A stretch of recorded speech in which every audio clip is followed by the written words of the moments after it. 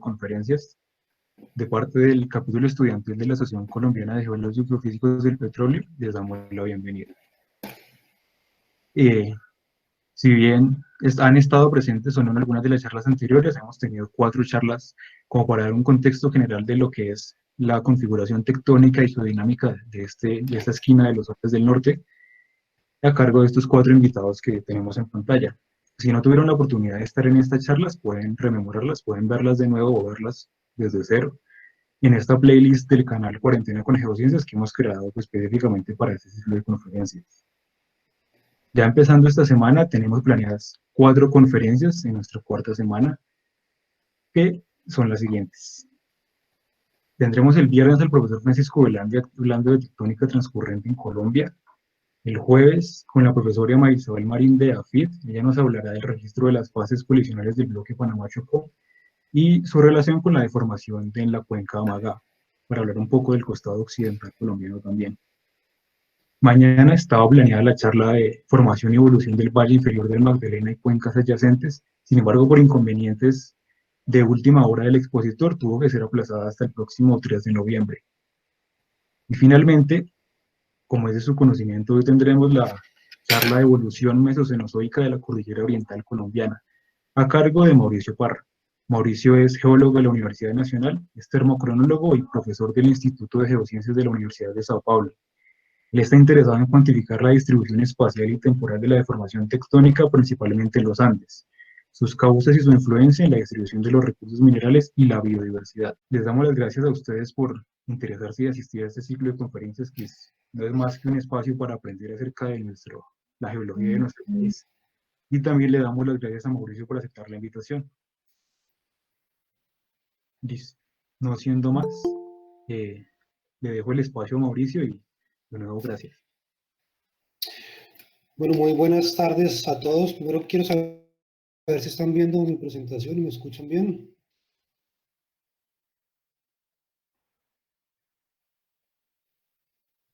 ¿Aló? ¿Me escuchan bien? ¿Y se ve la presentación? Sí, Mauricio, lo escuchamos y vemos su presentación. Perfecto. Bueno, primero que todo quiero agradecerles a Nicolás y a los estudiantes del capítulo de Bogotá de la Asociación Colombiana de Geólogos y Geofísicos del Petróleo por la invitación. Yo les voy a hablar de la evolución mesocenozoica de la cordillera oriental colombiana y no estaba dentro del título de la presentación, pero el enfoque que le di a la charla es un poco hacia los sistemas o la evolución de los sistemas petrolíferos, y lo que voy a presentar es el resultado de las investigaciones de varios años hechas desde varias instituciones, entre ellas las universidades de Potsdam en Alemania, la Universidad de Texas en Austin, en Estados Unidos, y principalmente con la colaboración científica y financiera de Ecopetrol, principalmente mi coautor Andrés Mora, y ahora recientemente desde el Instituto de Geociencias de la Universidad de Sao Paulo.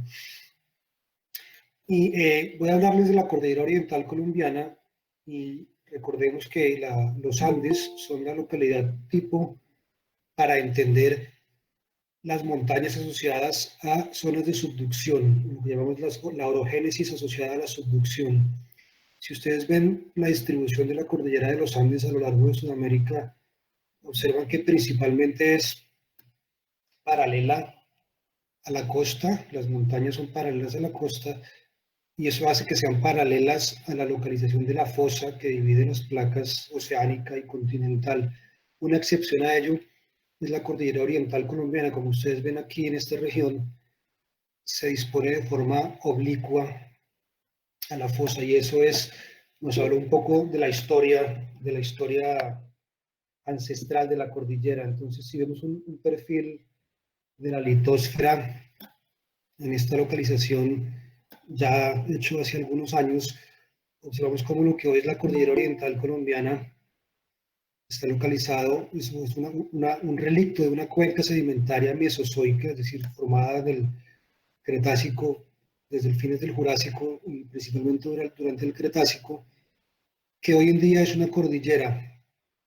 Y entonces de lo que yo les voy a hablar hoy es de esta historia, de cómo esta cuenca sedimentaria que recibía sedimentos desde el Cratón y en algún momento desde los Andes que se estaban levantando, se transformó en una cordillera. Así que les voy a hablar básicamente de tres cosas: de la historia de la formación de la cuenca en el Mesozoico, y específicamente lo que llamamos una cuenca de trazarco.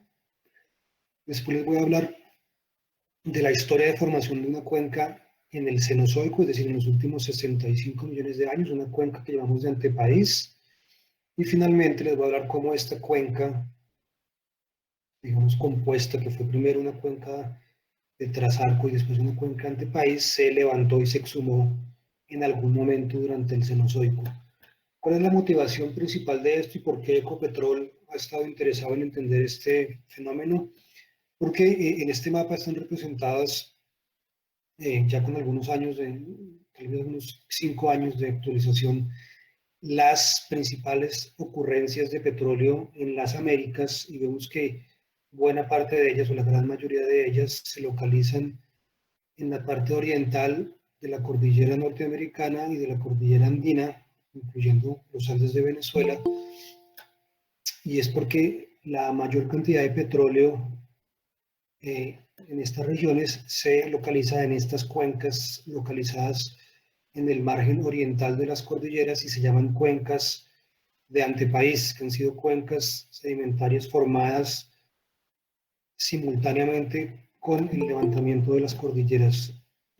Así es el caso en Canadá, en Alaska, en Venezuela, en Ecuador, en Argentina.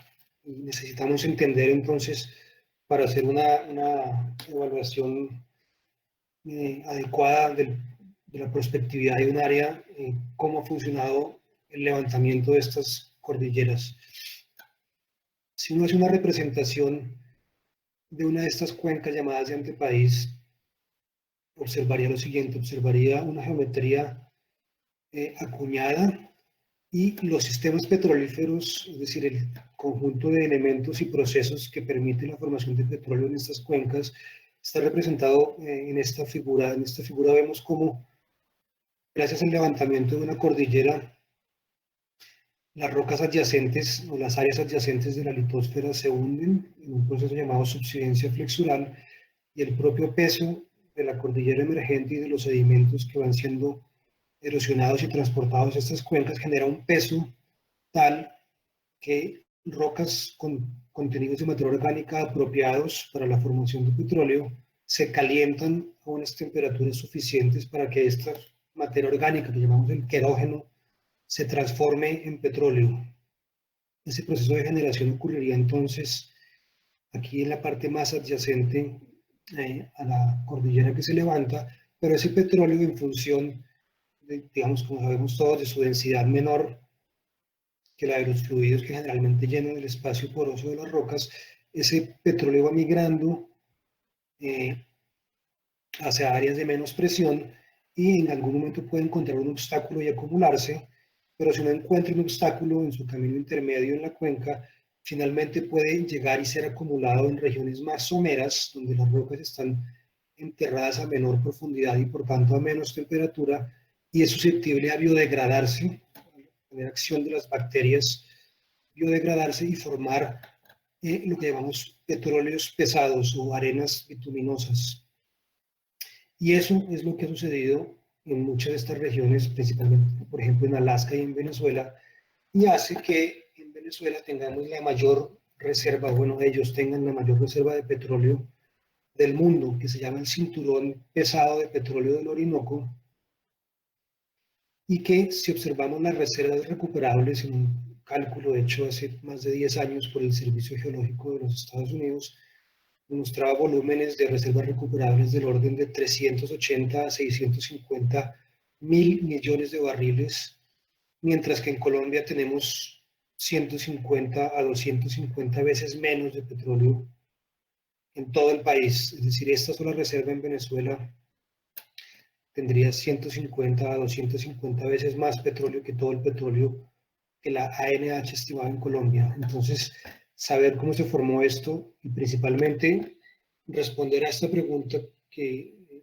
digamos es una pregunta que no sé si a todos ustedes, y esta charla por supuesto es enfocada a ustedes, los estudiantes, pero cuando yo era un estudiante personas que no eran geocientíficas, mi familia, por ejemplo, me preguntaban a veces por qué en Venezuela hay tanto petróleo y en Colombia no, y alguna persona pensó que podría haber una situación como esta, en la que todo este petróleo que estaba en el oriente de Venezuela tal vez formase una faja continua hasta Ecuador.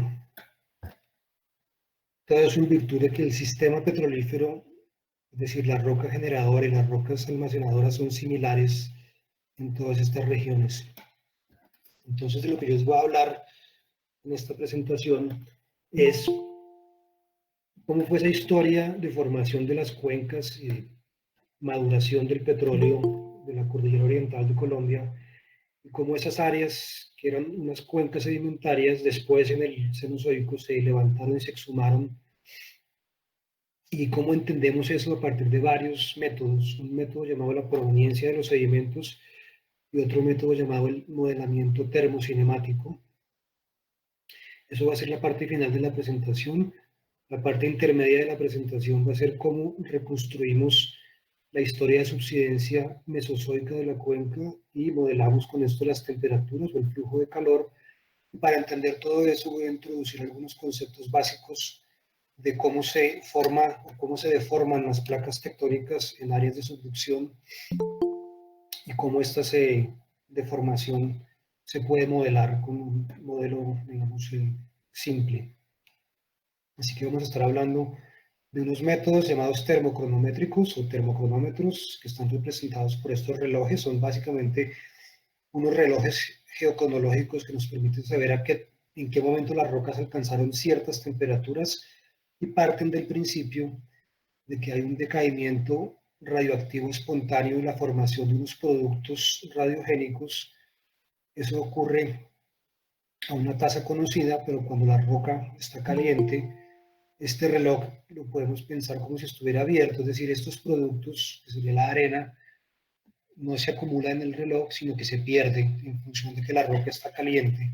Pero cuando la roca se enfría lo suficiente, la velocidad a la que se pierden estos productos es mucho menor que la velocidad a la que se forman y por lo tanto se acumulan los minerales y podemos medirlos. Y todo esto, claro, en áreas de subducción.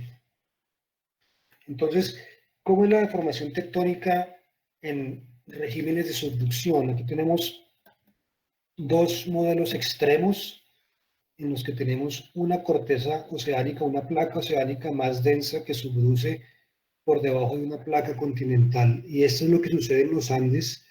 Estos son los Andes bolivianos. Vamos a pensar que estamos viendo los Andes de norte hacia el sur. Es decir, estamos viendo cómo la placa pacífica, en este caso estaría a la izquierda en este gráfico y aquí a la derecha, se está hundiendo por debajo de Sudamérica, está formando un arco volcánico y en la parte trasera del arco, la deformación de la placa es compresional, es decir, hay compresión en la parte trasera del arco. Eso sucede en todas las cuencas o en buena parte de las cuencas andinas o de las cuencas de antepaís andinas actuales. Un modelo radicalmente diferente sucede, por ejemplo, en la parte occidental de la placa pacífica. Aquí tenemos la misma placa pacífica, esto es la fosa chilena y boliviana, esto ya es en Japón, donde una placa oceánica se hunde con un mayor ángulo y digamos, hay un arco volcánico formado y en la parte trasera de ese arco ya no hay compresión como acá, sino hay extensión. Hay tectónica extensiva con todos los fenómenos que la caracterizan y de los cuales voy a hablar a continuación. Entonces, un asunto que es interesante entender es qué controla el desarrollo de extensión o de compresión en la parte trasera de los arcos de subducción. Y los estudios, digamos, a través de muchos años de muchas personas en muchos lugares del planeta permitieron entender que el control principal es en las velocidades de las placas. Entonces aquí tenemos la representación de las dos placas tectónicas que están formando este margen convergente, una placa oceánica más densa que se consume por subducción por debajo de una placa continental menos densa, y lo que podemos ver es hacer un balance de las velocidades. Tenemos la velocidad de la placa 1, un marco de referencia universal, y la velocidad de la placa 2, que se están encontrando, son movimientos en direcciones opuestas que se van aproximando, y la suma de esas dos velocidades llamamos que es la velocidad de convergencia. Aquí simplemente ven que es una resta por los signos, digamos, de estos vectores, pero es la suma. Si esto tiene 3 kilómetros por millón de año, o 3, perdón, centímetros por millón de año, no, perdón, 3 centímetros por año, y aquí 2, esto sería 5 centímetros por año, la convergencia. Esa convergencia entre las dos placas se expresa en dos fenómenos, uno subducción y la otra deformación de la placa superior. Entonces, la deformación de la placa superior está controlada por qué es más predominante, si la subducción o la convergencia. Es decir, si yo grafico la velocidad de subducción versus la velocidad de convergencia, yo encontraría un campo en donde los dos valores son iguales, y en ese campo yo no tendría deformación en la placa superior, pero cuando la convergencia, como es el campo que está por debajo de esta línea en este gráfico, cuando la convergencia es más rápida que la subducción, yo tengo compresión en la parte trasera del arco, mientras que cuando la subducción se hace a una velocidad más rápida que la convergencia, lo que hay es extensión en la parte de la placa superior. Es decir, la placa subduce muy rápido, se mueve hacia atrás en un movimiento que se llama rollback y genera extensión en la placa superior. Eso está representado de una forma un poco más simple si yo asumo que la placa superior está fija y ahora toda la velocidad de convergencia la estoy mostrando como ocurriendo en la placa que subduce. Pues tenemos la situación inicial. Yo voy a mover esta placa con una velocidad de convergencia mayor que 0, por supuesto. Si toda esa velocidad se traduce en subducción, no va a haber deformación en la placa superior, mientras que si una parte solamente se consume en subducción, el resto tendría que estar consumida como deformación contraccional, como compresión en la placa superior. Es lo que pasa en los Andes, es lo que pasa en los Himalaya.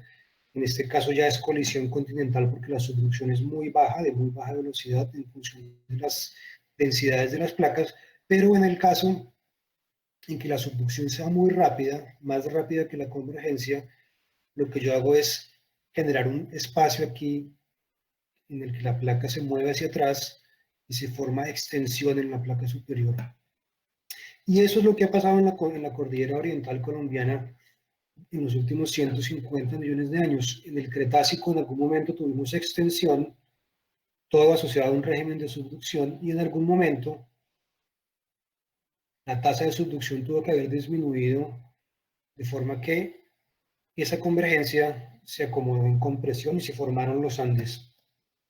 Y yo les voy a mostrar en el resto de la presentación cuándo pasó eso y cómo logramos cuantificar algunos asuntos relevantes para estimar las temperaturas de las rocas y por lo tanto predecir la formación de petróleo.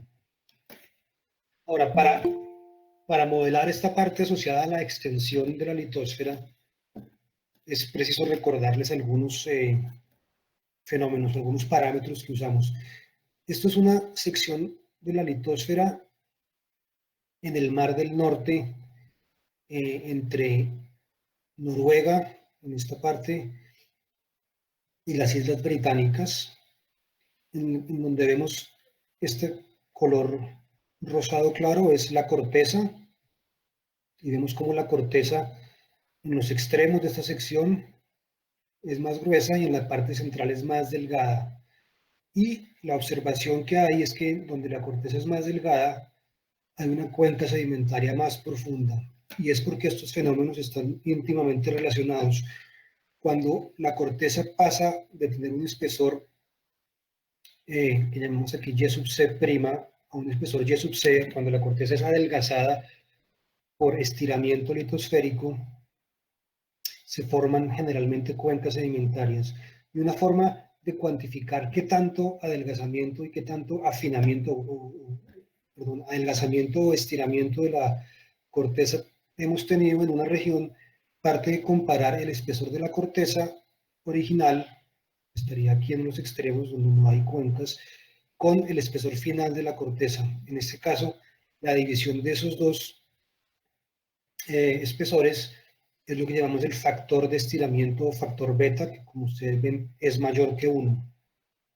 Es decir, si la corteza pasó a tener la mitad de su espesor, o en la litosfera, el factor beta sería 2. ¿Y por qué es fundamental? ¿Por qué es importante esta parametrización? Porque el fenómeno principal que sucede cuando tenemos adelgazamiento litosférico es que al pasar la litosfera de tener un espesor a un espesor mucho menor, la temperatura es lo que caracteriza el cambio entre la litosfera y la astenosfera, es más o menos 1300 grados, se sitúa más cerca de la superficie y por lo tanto se incrementa el flujo de calor. Y todo eso depende de qué tanto se haya adelgazado la corteza, es decir, depende del factor beta. Cuanto mayor sea el factor beta, quiere decir que más se ha adelgazado la corteza y la litosfera, y en ese caso la astenosfera, es decir, la temperatura, el techo de la astenosfera ha estado más cerca de la superficie y por lo tanto ha condicionado las temperaturas. Entonces, entender eso ha sido una cosa fundamental, digamos, en la geodinámica de los últimos 40 años tal vez. Y esta persona, en el año de 1978, una persona que aún vive, Dan Mackenzie, que está por aquí en una foto de no hace mucho, generó un modelo bastante simplificado que reproduce la mayoría de las observaciones, y en ese modelo, lo menciono porque es la base del modelamiento que se hizo en la cordillera oriental, nos muestra que en un tiempo 1, antes de que suceda la extensión y el adelgazamiento, una sección de la Tierra, del planeta, tendría una corteza, una litosfera, una parte, digamos, subcortical, que sería el manto litosférico, y después la astenosfera, y entre los límites de estas dos últimas, entre la astenosfera y la litosfera, tendríamos la temperatura de 1333 grados. ¿Qué pasa cuando yo estiro este rectángulo y quiero conservar el área? Que tengo que adelgazar la litosfera, es decir, la combinación de L más C, que es la litosfera, se adelgaza, y eso quiere decir que la isoterma de 100.300 grados está más cerca de la superficie. Isostáticamente eso es compensado con una subsidencia.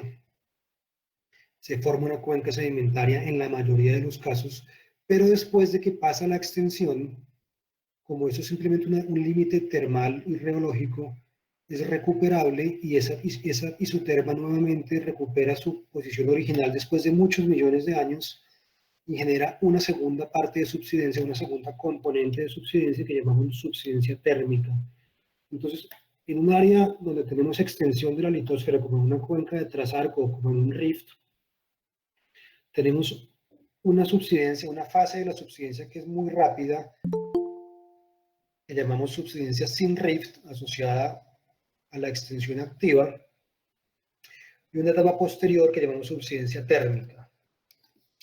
Y este señor Mackenzie logró definir unas ecuaciones que no son interesantes, digamos, de entenderlas en detalle en este momento, solamente son ecuaciones que nos permiten calcular el valor de la extensión, qué tanta extensión hubo por un lado, y cuáles eran los espesores originales de la corteza y de la litosfera en función de la subsidencia.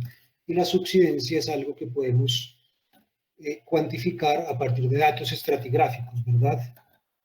Entonces, si yo conozco la subsidencia de una cuenca, la parte termal de esta subsidencia, es decir, la parte que sucede después de que cesa la extensión, depende única y exclusivamente de beta, y es una función exponencial negativa del tiempo, es decir, una función que tiene esta forma exponencial negativa, o sea, la tasa de subsidencia termal va disminuyendo en el tiempo, pero se escala directamente con el beta, es decir, cuanto mayor sea el factor beta, que son estos números que están acá, más subsidencia voy a tener.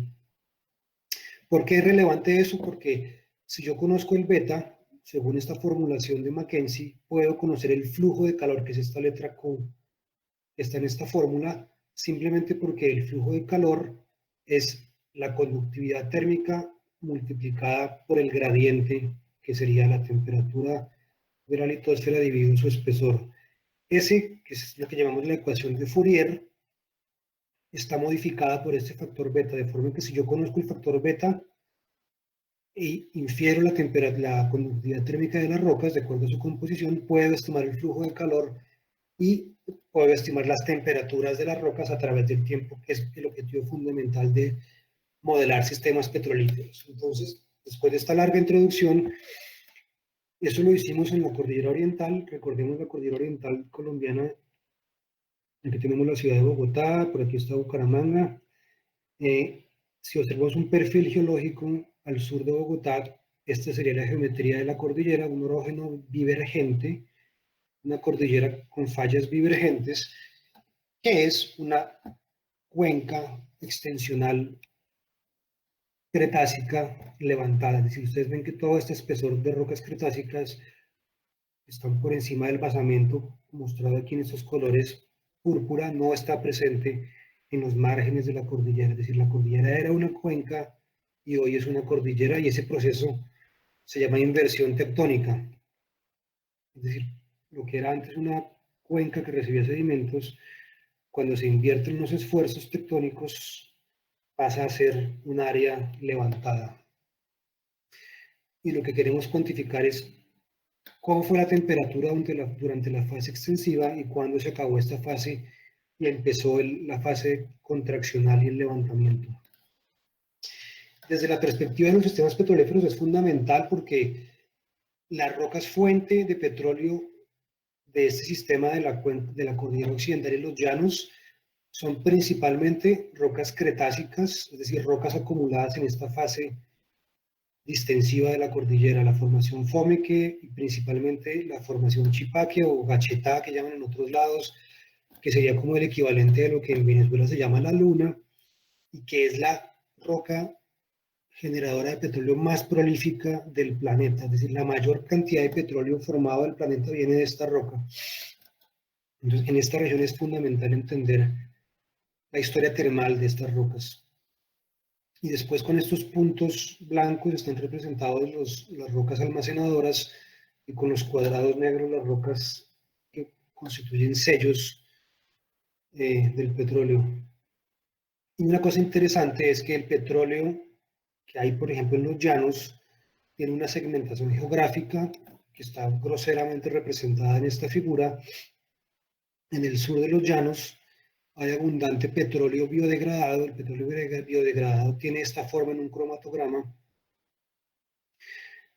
mientras que el petróleo no biodegradado, fresh, tiene esta forma en los cromatogramas. Bueno, este petróleo se piensa que tiene una fuente localizada aquí en el piedemonte de la cordillera. La roca generadora de este petróleo se localizó aquí en la cordillera, y hay rocas actualmente que están expulsando petróleo por debajo de la cordillera, aquí en lo que llamamos el subtrust, mientras que este petróleo pesado se piensa que se formó originalmente en la cordillera, cuando la cordillera aún no era cordillera, sino era una cuenca sedimentaria.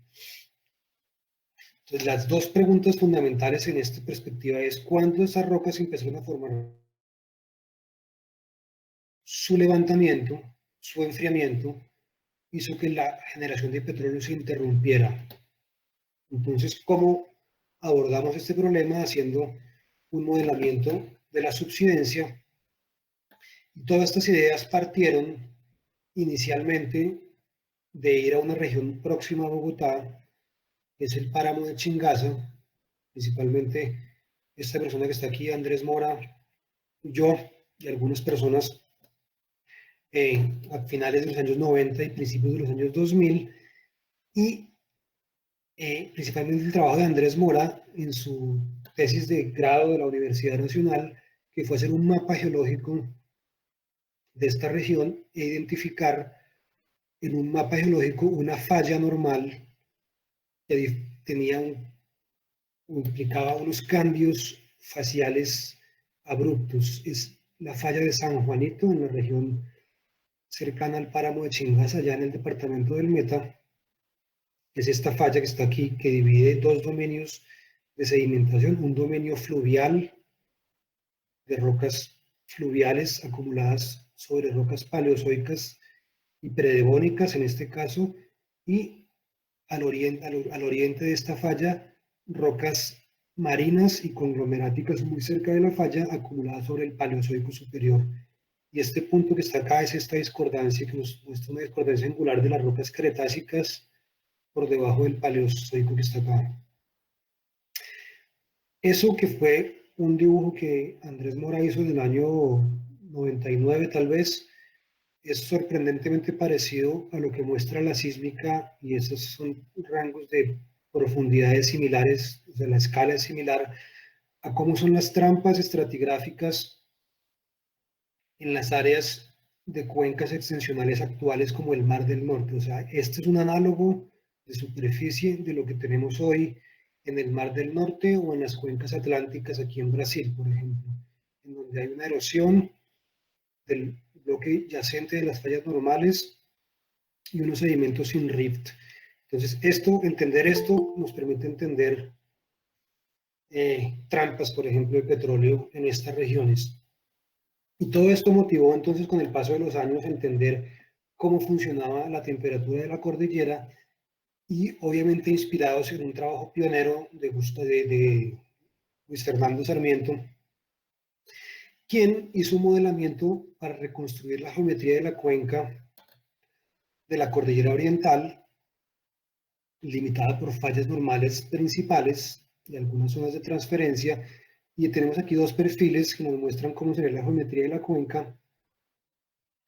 Este perfil del sur, pensamos nosotros con el tiempo después, en el que se subestima la subsidencia total cretácica, pero que nos mostraban cómo era la forma de la cordillera oriental hace 130 millones de años. Era una cuenca con estas geometrías. Entonces, este modelamiento de Sarmiento del año 2000, inicios de los años 2000, permitió entender que la mayor cantidad de extensión, o sea, este parámetro del factor beta, que él lo subdividió en un parámetro en la corteza y otro en la parte subcortical, en la parte litosférica del manto, tenía diferentes valores, pero en principio era máxima aquí cerca del límite oriental de la cuenca. Entonces nosotros intentamos reproducir esto con una visión diferente, digamos, similar en los procesos, pero diferente en su cuantificación a partir de varias cuantificaciones unidimensionales en todos estos puntos rosados. Yo les voy a mostrar un ejemplo de esto, y es nuevamente hacer este modelamiento, es decir, a partir de la subsidencia encontrar beta, y a partir de beta encontrar el flujo de calor. Para esto partimos de que esto es como un flujo de trabajo simple, partimos de datos estratigráficos, es decir, espesores, edades y litologías, y con estos datos construimos unas curvas de enterramiento, y con un proceso de backstripping hacemos la reconstrucción de la subsidencia tectónica, que sería esta curva azul que está aquí arriba. Y ahí lo que interesa es saber qué tanta subsidencia había durante la fase inicial de subsidencia rápida o sin rift, y cómo es el patrón de la subsidencia termal, o sea, esta parte de la subsidencia termal. Con esas dos informaciones, y usando el modelo de Dan Mackenzie, logramos identificar para cada punto un valor del factor beta, o sea, qué tanta extensión o qué tanto estiramiento hubo, y también cómo eran las relaciones de la corteza con la litosfera. Es decir, en este caso particular, por ejemplo, de esta sección, nos muestra que el espesor de la corteza era el 30% del espesor de la litosfera, y con esos dos valores obtenemos unos valores de flujos de calor a través del tiempo. Con esos valores de flujos de calor a través del tiempo, y usando la termocronología o reconstituyendo la historia termal de una región a partir del método que voy a explicar más adelante, básicamente para calcular qué tanta roca ha sido erosionada a partir de cierto punto, podemos transformar estas historias de enterramiento. Ustedes ven que estas son las curvas de enterramiento de diferentes rocas, es decir, aquí tenemos distancia en función del tiempo, es decir, estas pendientes son una proxy de la velocidad. Y con estos parámetros podemos transformar esas historias en temperatura, calibrarlas con datos apropiados, datos de vitrinita y datos termocronométricos, y finalmente, para cada una de las rocas que pensamos que son rocas generadoras, tenemos una historia de temperatura que nos permite ver en qué momento la materia orgánica que contenían empezó a transformarse en petróleo. De esta forma, por ejemplo, estos puntos que están en color rosado, acá los ven en rojo, podemos saber hace 40 millones de años la formación Chipaque, es decir, la formación que tiene 90 millones de años y que tenía materia orgánica apropiada para formar petróleo, a qué condiciones se encontraba hace 40 millones de años. Y este es un ejemplo, por ejemplo, que nos muestra que en esta parte, en función de que había más extensión, la roca estaba más profunda y por lo tanto más caliente. Entonces estos colores grises oscuros representan la ventana de generación de gas, los colores grises claros nos muestran la ventana de generación de petróleo, y estas líneas de colores nos muestran la extensión lateral de las rocas que estaban depositadas para ese momento. Esto es un ejemplo, y al final de la presentación les voy a mostrar la evolución termal con este tipo de mapas. Pero una vez entendimos, los resultados completos se los muestro entonces más adelante, entendimos qué pasaba en la fase extensional y cómo logramos modelar la temperatura, pasamos a entender la segunda fase de la evolución de la cordillera oriental, que es cómo esta cuenca sedimentaria se exhumó, se levantó. Y la primera cosa que hacemos es usar proveniencia sedimentaria, partiendo de la siguiente premisa. Cuando tenemos una cuenca flexural, es decir, una cuenca formada por la subsidencia asociada al levantamiento de una montaña, los diferentes rocas que tienen diferentes litologías, que sean un arco magmático, un cinturón plegado, un cratón, suministran sedimentos con composiciones diferentes, y eso lo hablamos con el método uranio-plomo, es decir, miramos circones en los sedimentos de la cuenca y miramos esos circones de dónde provenían. Y el caso más simple es que antes de que haya emergencia de la cordillera, antes de la orogénesis, antes de la formación de los Andes, todos los sedimentos, y eso sucedía en el Cretácico, tenían una fuente desde el cratón, una fuente cratónica con edades viejas. Entonces esta sería la distribución de edades en una roca con procedencia del cratón, pero cuando se levantan las áreas andinas que tienen arcos magmáticos con circones más jóvenes, tenemos la llegada a la cuenca de circones de edades más jóvenes.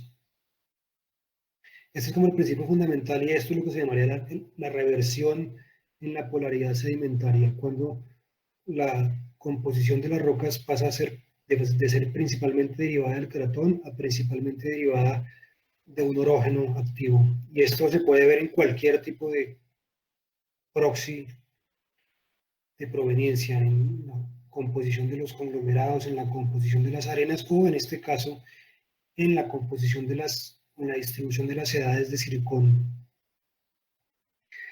Este es un trabajo que está en prensa ahora, de Brian Horton, Mauricio Parra y Andrés Mora, en el libro de Geología de Colombia. Y lo que les voy a mostrar acá es cómo primero se hizo una identificación de cuál es la procedencia que esperaríamos típicamente de la cordillera central y típicamente de la cordillera oriental hoy en día. Es decir, lo que se hizo fue tomar arenas de los ríos, en este caso, por ejemplo, el río Cravo Sur, aquí en Yopal, el río Cusiana, por aquí cerca de Monterrey, Casanare, algunos ríos que drenan el macizo de Santander, aquí cerca de Bucaramanga o al sur de Bucaramanga, y algunos ríos que drenan la serranía de San Lucas y la cordillera central o el batolito antioqueño, principalmente el río Nechí y el río Nare. Y estas son las distribuciones de edades. Esta sería la suma de las 7 muestras, y esa sería cada una de las muestras. Entonces las muestras de la cordillera oriental, digamos las del Cravo Sur y Cusiana, tiene una predominancia de circones viejos, que son circones de la cordillera, de rocas cretácicas que originalmente fueron derivados del cratón. Los ríos que drenan la serranía de San Lucas y el macizo de Santander tienen una población de edades del Paleozoico y también Permotriásicas importante, mientras que los ríos que drenan la cordillera central, estos dos, tienen algunas poblaciones permotriásicas, pero principalmente las poblaciones típicamente del arco andino, es decir, las poblaciones menores de 150 millones de años, o sea, del Cretácico y más recientes. Con base en esa caracterización de cuál sería la señal esperada de esas diferentes áreas fuente, un método es usar en los sedimentos cenozoicos de varias partes de la cordillera. Esta es una sección donde se muestra la cuenca del Magdalena, la parte axial central de la cordillera con algunas cuencas cenozoicas y la parte oriental de la cordillera, estando aquí Bogotá. En una de estas cuencas del Magdalena, más al norte de esta región, en el final de Nuevo Mundo, en Santander, intentamos mirar en qué momento llegaban los primeros sedimentos derivados de la cordillera oriental, y en esta región de allá es a partir del Paleoceno. Después en el área de Floresta, aquí en el macizo de Floresta en Boyacá, esa situación ocurre principalmente en el Eoceno, principalmente con la presencia de esta fuente permotriásica, de Paleozoico inferior y Neoproterozoico. Y todos estos cuarzos, todos estos circones cratónicos originalmente, pero que son reciclados en este caso de la cordillera oriental. Y lo mismo, esta es la misma cuenca de Floresta, solo para comparar en la cuenca de Nunchía, aquí al norte, cómo detectamos la llegada abundante de circones de la cordillera oriental desde rocas oligocenas, es decir, hay un proceso diacrónico en esta formación. Este fue uno de los métodos que usamos para detectar cuándo la cordillera se empezaba a levantar y a suministrar sedimentos a las cuencas adyacentes. El siguiente método es la termocronología.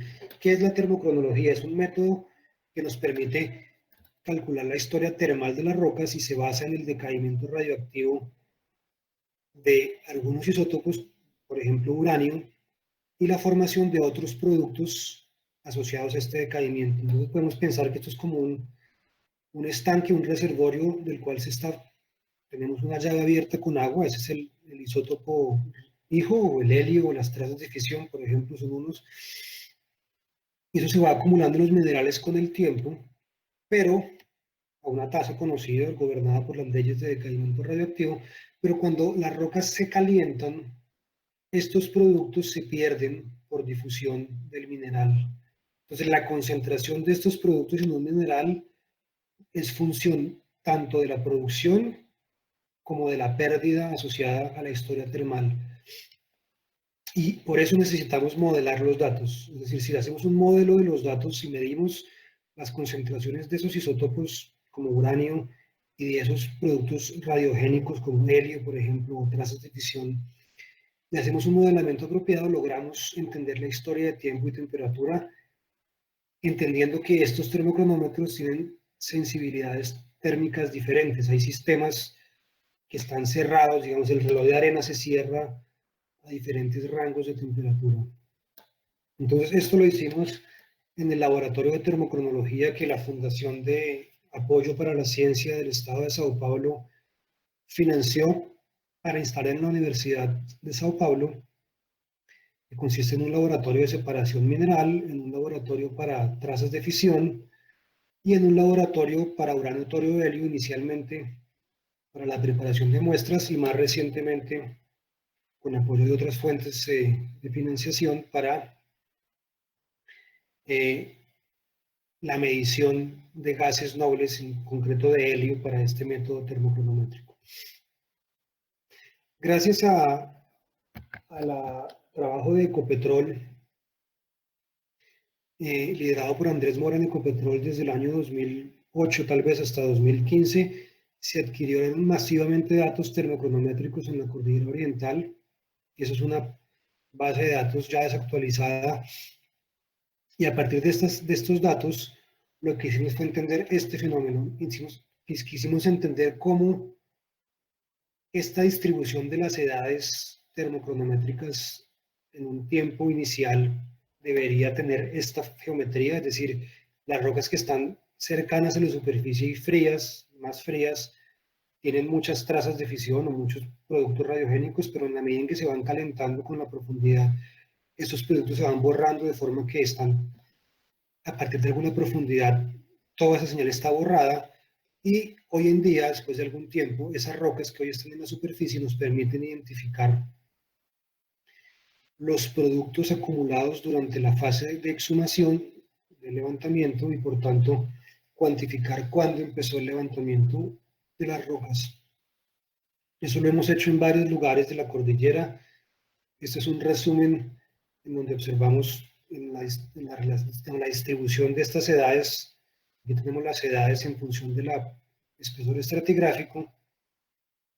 ¿Cómo podemos saber que esta parte de la cordillera, la parte oriental, se levantó probablemente en los últimos 25 millones de años, inicialmente con una tasa moderada y finalmente en los últimos 5 millones de años con una tasa muy rápida? Es decir, con estos métodos podemos saber que esa cuenca pasó de ser una cuenca, digamos, de rift o de trazar coactiva a ser una cuenca de subsidencia termal. En 25 millones de años, esta parte de la cuenca empezó a levantarse. Y mucho antes, como nos muestran otros datos de esta región, en esta región. Yo les voy a presentar un resumen de los datos del margen oriental, y lo que les voy a mostrar es cómo consistentemente a lo largo del rumbo logramos observar cómo estas rocas del Cretácico, las rocas que alcanzaron temperaturas de 250 grados, por ejemplo, en este caso, alcanzaron esa temperatura en un tiempo anterior a 20 millones de años y se enfriaron. Aquí tenemos tiempo y temperatura. Se enfriaron debido a la formación de los Andes, al levantamiento de la cordillera oriental. Con este método conseguimos datar cuándo se levantó la cordillera oriental, y es más o menos 20 millones de años o antes de 20 millones de años en esta región. Un poco más al norte es similar, 25 millones de años. Un poco más al norte es igual, 25 millones de años. Es decir, la exhumación de la cordillera necesaria para enfriar las rocas, o sea, la exhumación es básicamente mover las rocas hacia la superficie y eso generar un enfriamiento. Eso sucedió en esta región hace 25 millones de años.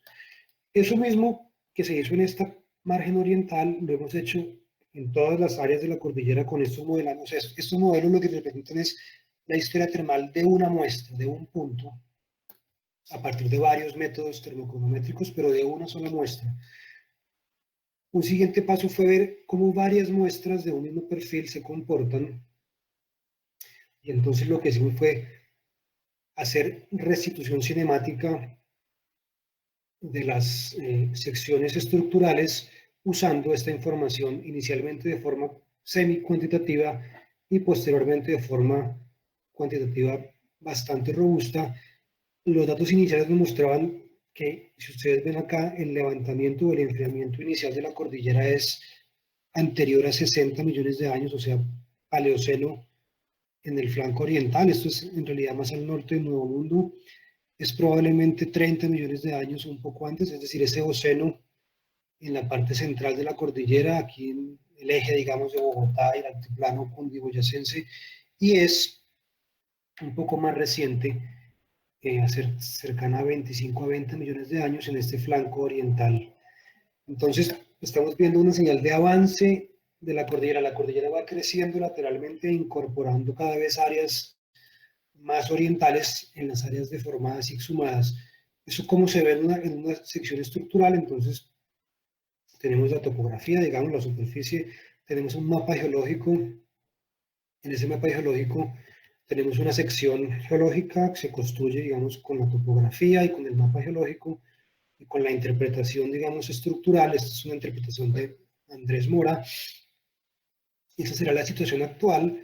y usando los datos termocronológicos de forma semi-cuantitativa se logra restituir la deformación, es decir, devolver la deformación a lo largo del tiempo hasta que la cuenca, digamos que ya tenemos una cuenca, ya no tenemos una montaña, y estamos devolviendo la subsidencia a través del tiempo. Si yo muevo esto al revés, ahora voy a moverlo del pasado al presente, puedo ver cómo la cuenca se estaba hundiendo, se empezó a cortar y a formar la cordillera, a levantar, y probablemente la mayor parte del crecimiento topográfico sucedió en estos últimos 5 millones de años. Y también de la exhumación de estas rocas que están hoy aquí en la superficie. Entonces, usando esas restituciones cinemáticas en un programa que se generó en esta iniciativa con Ecopetrol, logramos pasar desde la cinemática en un modelo inverso a las historias termales, es decir, tomar esta historia de formación y trasladar la temperatura, que no es nada diferente de calcular o solucionar esta ecuación diferencial, que es la ecuación de transferencia del calor en las dimensiones necesarias, en este caso en 2 dimensiones con las dimensiones de la sección. Para eso, con la ayuda, digamos, de un equipo de muchas personas, entre ellos liderado por un matemático aplicado, logramos hacer un programa que solucione la temperatura, o que nos permita saber cuál es la temperatura asociada a cualquier episodio de deformación. Se llama FEDKIN, funciona más o menos como van a ver en este video. Lo que hacemos es mover las rocas, que son las líneas negras que están abajo, y al mover esas líneas, esas rocas, desplazarlas tanto horizontal como verticalmente, las isotermas, las temperaturas se modifican debido al proceso llamado de advección del calor, es decir, ustedes ven cómo las temperaturas van cambiando espacialmente y en el tiempo. Y eso necesitamos entenderlo para poder traducir la cinemática a historia termal. Haciendo eso con este programa logramos validar la historia cinemática de una sección y decir, bueno, esto que yo hice estructuralmente tiene sentido porque reproduce los datos. Entonces los datos modelados son los azules, los datos observados son los amarillos, y el ajuste juzgamos que en este caso es razonablemente bueno, de forma que decimos esta historia cinemática, es decir, esta historia de movimiento de las fallas, consigue reproducir los datos termocronométricos. Eso lo hicimos en muchos lugares, y con eso, y con un modelamiento tridimensional también, en el que hacemos lo mismo, movemos las rocas en un bloque, en un programa modificado por nuestro modelador Ariel Almendral, basado en un código, en realidad una versión del código llamado PCube, aplicado a esta región de la cordillera, nos permite, usando los datos termocronológicos de una única muestra de unas arenas de un río, una barra de un río como esta, en la cual hacemos muchas medidas de varios termocronómetros, helio en apatito, helio en zircón, trazas de fisión en apatito y trazas de fisión en zircón, logramos ver qué historia, tanto de movimiento de la falla como de evolución de la topografía, con varios parámetros, nos permite identificar las edades, es decir, cuál es la historia cinemática, cuál es la historia topográfica y tectónica que nos permite reproducir los datos. Voy a obviar los detalles, pero lo que hacemos es mover las partículas, formar la topografía, generar unas edades sintéticas en la topografía, remuestrearlas para el área de captura, digamos, de los sedimentos, o el área de drenaje de la cuenca, y comparar las observaciones que están en el histograma en azul con las predicciones, que es la curva de color rojo, y observar cuáles son los modelos que mejor reproducen los datos, en este caso usando una comparación estadística llamada la verosemejanza. Entonces, los modelos que están en blanco y en rojo son los mejores, es decir, esta parte tal vez no es tan relevante, pero en esta parte yo logro inferir cuál es la velocidad de esa falla oriental de la cordillera en cuál tiempo, es decir, cuándo empezó a moverse más rápido esa falla, y lo que los datos necesitan es que la falla se haya movido a tasas muy altas, del orden de 4 a 10, 12 kilómetros por millón de años en los últimos 1,5 millones de años. Es decir, las fallas de la cordillera oriental se mueven muy rápido en los últimos 1,5 millones de años. Y eso es, digamos, fundamental para otros asuntos como evaluar el riesgo sísmico, la amenaza sísmica. En este caso estamos usando eso simplemente para saber a qué velocidad se levantaron las rocas en los últimos 1,5 millones de años, y entonces los resultados totales nos muestran que nos permiten hacer tasas de acortamiento, es decir, transformar nuestro conocimiento de la geometría estructural y de la termocronología en tasas de acortamiento para diferentes secciones. Digamos, aquí con estos 3 colores están nuestras 3 secciones estructurales. Aquí tenemos el tiempo y aquí las tasas de acortamiento, es decir, el acortamiento de la cordillera se ha incrementado desde los últimos 45 millones de años. O sea, la fase de compresión en la cordillera en esta región al norte hubo una fase inicial importante en el Paleoceno, pero después la principal fase en todas las secciones de la cordillera oriental ocurrieron a partir de 45 millones de años, y principalmente, o mucho más rápidamente, en el flanco oriental.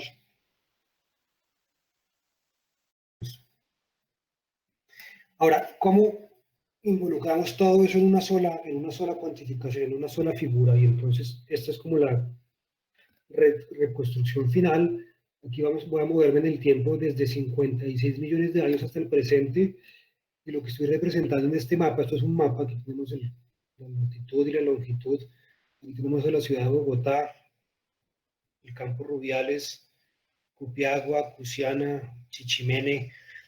Lo que tenemos aquí son las fallas, las rocas de edad turoniana, es decir, la formación Chipaque, en qué temperatura o en qué valor de vitrinita estrictamente estaba a lo largo del tiempo. Entonces, en 56 millones de años, en 40 estaba aquí en ventana de gas, la ventana se movió un poco al oriente en 34, en 28 ya estaba quemada y solamente estaba en ventana de generación en las partes más externas, y finalmente entre 28 y 16 ustedes ven un cambio fundamental, y es que estas fallas que hoy marcan el límite de la cordillera se activaron, y esa roca que antes era una roca generadora ahora ya no genera más porque está siendo enfriada, y las únicas cocinas llamamos a las áreas en donde la roca generadora está a las temperaturas adecuadas para generar petróleo. Esas cocinas se trasladan solamente a las áreas al oriente, digamos, de las fallas principales, es decir, en el área cercana a Villavicencio, vamos a decir. Y eso es lo que sucede en los últimos 20 millones de años. Entonces, la primera respuesta a una de las preguntas fundamentales es ¿por qué en Colombia probablemente no tenemos tanto petróleo como en Venezuela? Bueno, porque la exhumación de la cordillera oriental fue temprana, de forma que todas esas cocinas potenciales de la formación Chipaque se exhumaron muy temprano y dejaron de formar petróleo. Alcanzaron a formar petróleo pesado para Rubiales, petróleo que viajó una distancia muy grande y se acumuló en el reservorio cuando el reservorio estaba a profundidades más someras, pero posteriormente, cuando eso se levantó, ya aquí no hay posibilidad de llenar más petróleo pesado, porque ya la roca generadora está siendo exhumada. Entonces, con estas otras cocinas, es las que han generado el petróleo que está aquí en la parte norte de los llanos, y algún petróleo también de la parte sur, pero pensamos que el petróleo de la parte sur fue formado por la cordillera hace muchos millones de años, y en función del tamaño de la cocina no hay ninguna posibilidad de tener unas reservas de ese estilo.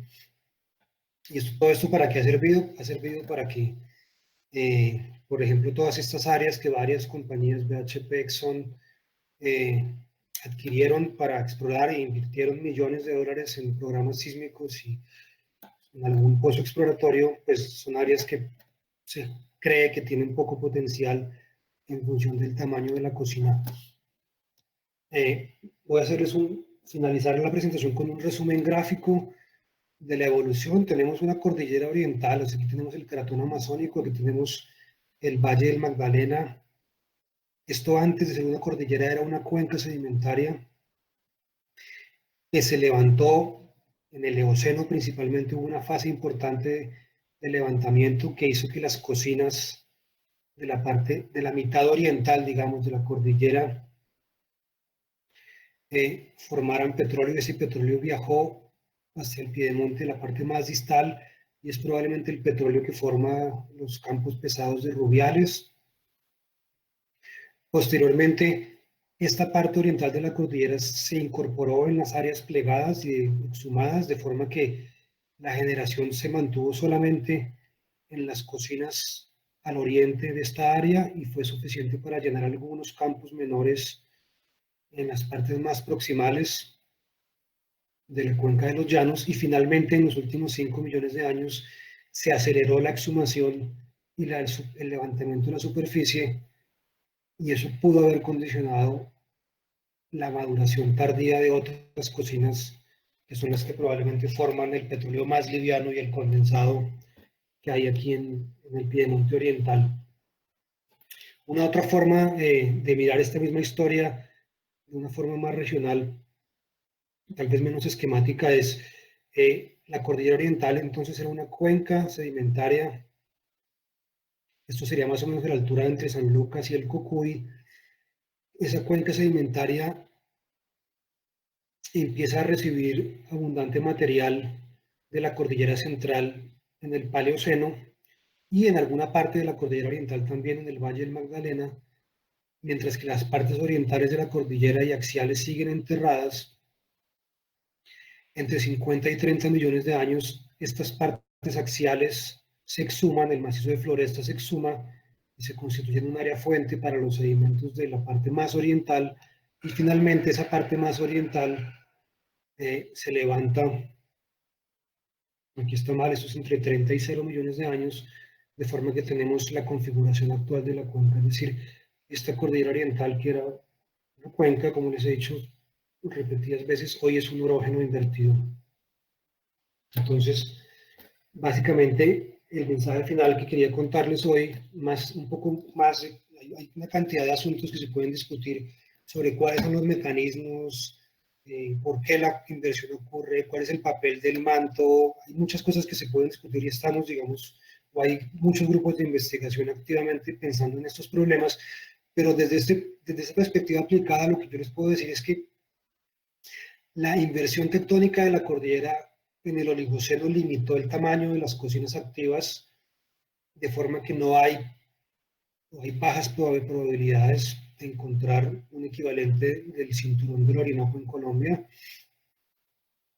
y que la exhumación rápida en el Cenozoico tardío de la cordillera activó el enterramiento de las cocinas en las márgenes externas, en el subtrust, y eso es el origen de otro petróleo que hay en los llanos. Pero de forma más importante, la cordillera oriental colombiana es, y eso no es una frase cliché de los investigadores, es realmente un laboratorio natural para entender los procesos de inversión tectónica. ¿Por qué? Porque es una región con un grado de exhumación variable, pero en general medio. Es decir, hay muchas áreas donde hay inversión tectónica muy tenue, como en el Mar del Norte, por ejemplo, pero están enterradas. Hay otras áreas, como en los Alpes, por ejemplo, en donde la inversión tectónica ha sido tal que lo que está exhumado son rocas metamórficas muy profundas. En la cordillera oriental tenemos un ejemplo de un orógeno en un estado intermedio que nos permite entonces observar y entender muchos fenómenos de inversión tectónica y también de la proveniencia asociada al reciclaje o al reciclamiento de material cratónico en la cuenca. Con eso termino mi presentación, y si tienen preguntas o comentarios, estoy dispuesto. Muchas gracias. Listo, Mauricio, muchísimas gracias por la presentación, estuvo muy completa, muy enriquecedora. Si tienen alguna pregunta, pueden hacerla por el chat o si desean tomar la palabra, también pueden abrir su micrófono en cualquier momento.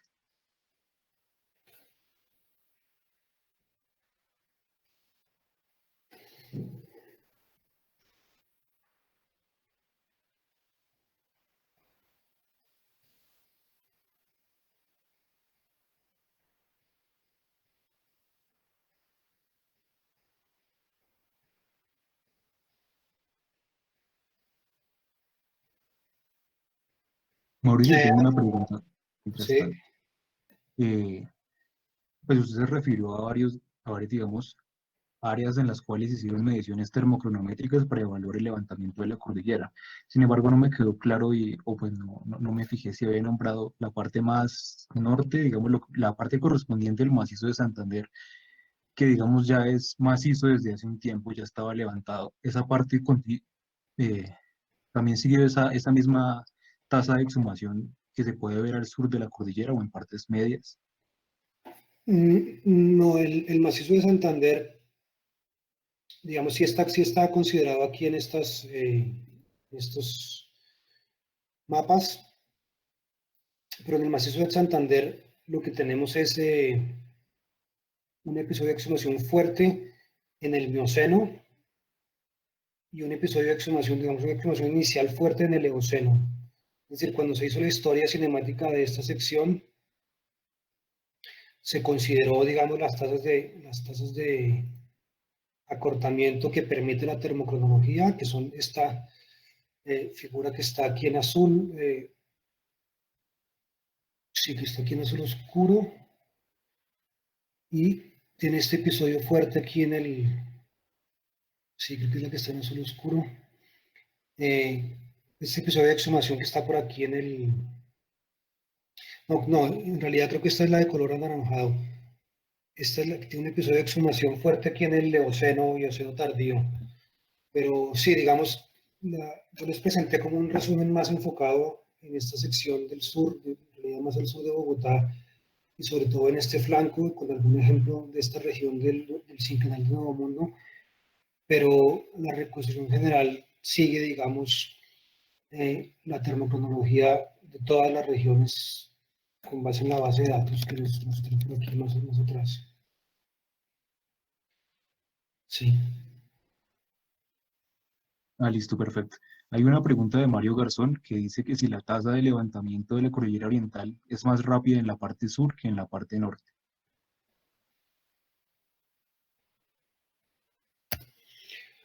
No, bueno, depende de para qué momento, ¿verdad? Pero para los últimos millones de años, 5 millones de años, se han identificado dos áreas donde hay tasas muy rápidas que son hacia la parte del Cocuy en el norte y hacia la parte del macizo de Quetame, que son las áreas en donde hay más exhumación, o sea, las rocas más profundas de la cordillera están exhumadas, primero, y segundo, las edades son más jóvenes. Entonces, en esos últimos 5 millones de años, en esas áreas hay más exhumación y hay varias ideas que puede estar controlando eso. Una de ellas es el hecho de que ahí terminan dos sistemas de fallas de rumbo, la falla de Bucaramanga al norte y la falla de Altamira al sur, y lo segundo, una posible contribución del manto en el área del Cocuy. Pero no hay en los últimos 5 millones de años un claro gradiente norte-sur, lo que hay es localización en ciertas áreas en el norte y en el sur y una disminución en la parte central. Pregunta Osvaldo Ordóñez, bueno, primero Osvaldo Ordóñez dice que los científicos siempre sorprendiéndonos, no sé a qué se referiría, pero si es a la presentación, gracias. Y hace 30 millones de años, ¿qué pasó en la tectónica para que se diese el inicio del levantamiento? Hace 30 millones de años, bueno, hay varias hipótesis que muestran qué pudo haber pasado. Una de ellas es que es una fase, y eso está buscar la diapositiva apropiada para mostrarlo. Hay una fase en el que se analiza, digamos, la velocidad de convergencia de la placa suramericana, es decir, la velocidad a la cual se está desplazando la placa sudamericana hacia el occidente se incrementa en los últimos, digamos, a partir de 30 millones de años hay un incremento. Esa se ha arguido que puede ser una fase que controla, porque esta fase de 30 millones de años se ve en todos los Andes, entonces se ha propuesto un mecanismo, digamos, regional para los Andes. Otra idea que más recientemente ha desarrollado otro grupo, y la tengo aquí porque estaba preparado para esa pregunta,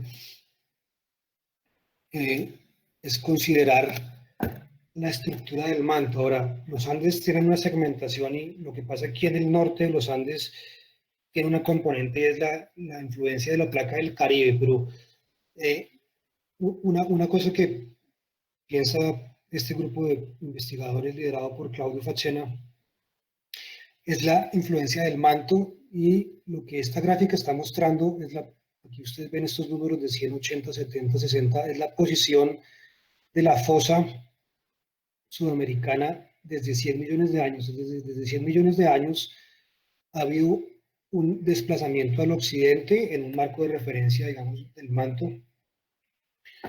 Y esta persona dice que en 50 millones de años, ya no en 30 sino en 50, cuando la subducción alcanzó el manto inferior, perdón, alcanzó esta parte del manto, no es el manto inferior, sino esta parte del manto, más o menos a 600 kilómetros de profundidad, por una contraste de densidades, esa subducción no puede avanzar más, entonces usted hace que se disminuya la tasa de subducción, de forma que empieza a acomodar deformación contraccional en la placa superior, es decir, la activación cerca de 50 millones de años de la contracción en buena parte de los Andes se debe a esto, y por lo tanto el hecho de que la placa continúe con este proceso en que no subduce más sino se queda anclada en esta posición del manto hace que se pueda incrementar la tasa de acortamiento en la placa superior. Ese sería otro mecanismo.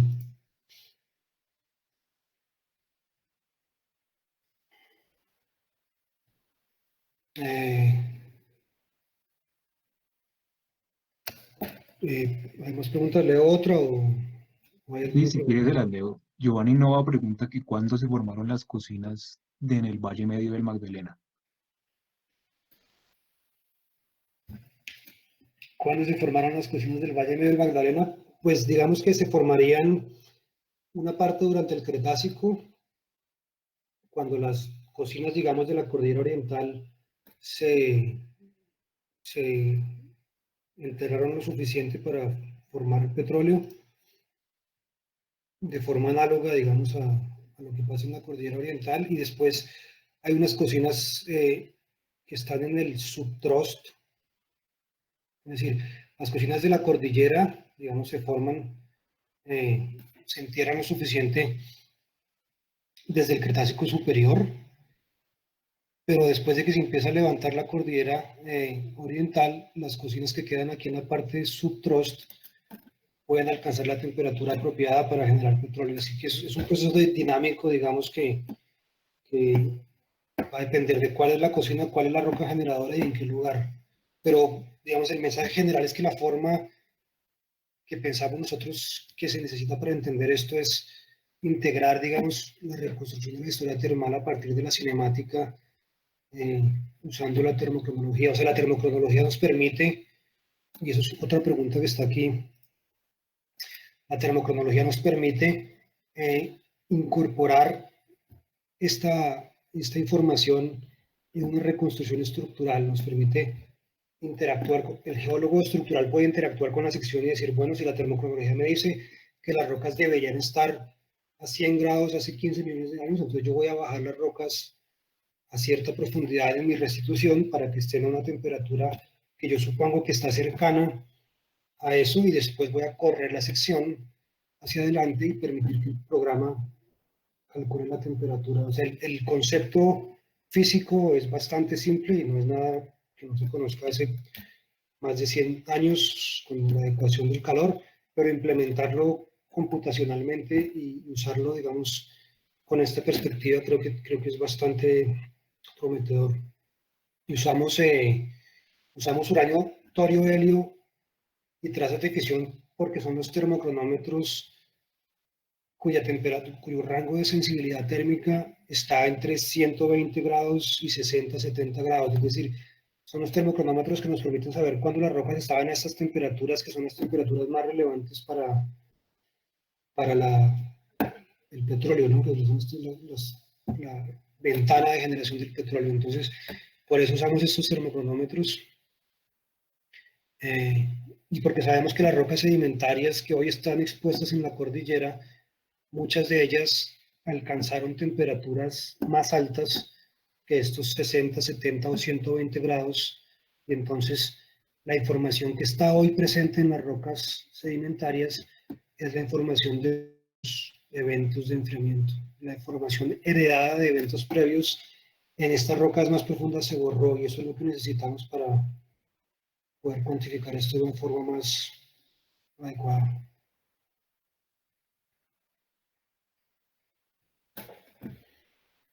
Listo, parece que no hay más preguntas. Una vez más, si alguien quiere activar su micrófono para hacer alguna pregunta, lo puede hacer.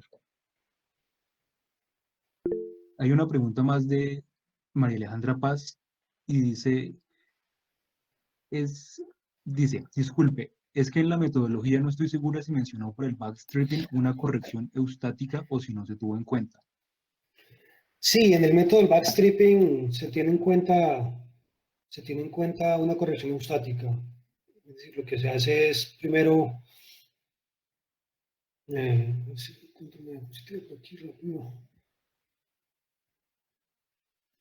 lo que se hace es, digamos, en esta curva de color magenta son los sedimentos, la curva de enterramiento.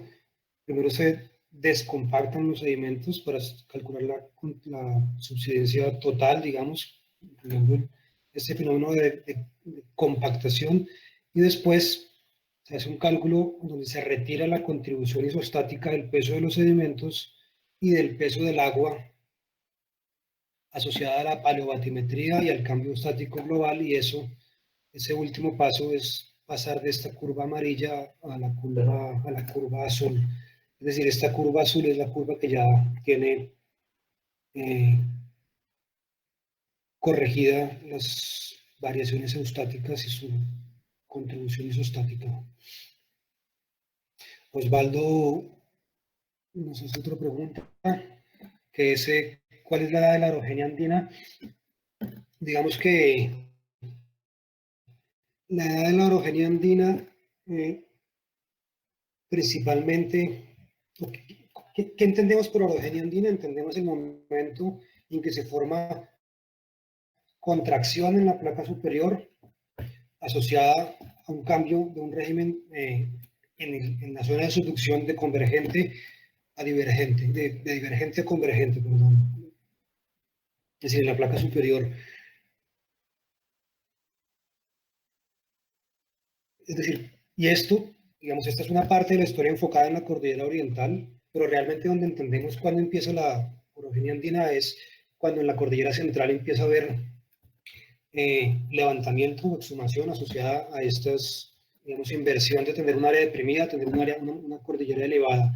Y eso sucede de forma diacrónica asociado a la colisión de un arco oceánico del Pacífico. Es decir, eso ocurre en Ecuador en 75 millones de años y diacrónicamente hacia el norte en Colombia en 60 o 70, 65 millones de años. O sea, lo que yo les mostré hoy es cuando eso ya había ocurrido y cuando la cordillera oriental ya recibía, digamos, sedimentos de la cordillera central, y después empezó a recibir la parte del Valle del Magdalena sedimentos de la cordillera oriental, y la parte de los llanos lo mismo. pero el inicio de la orogenia andina es del final del Cretácico.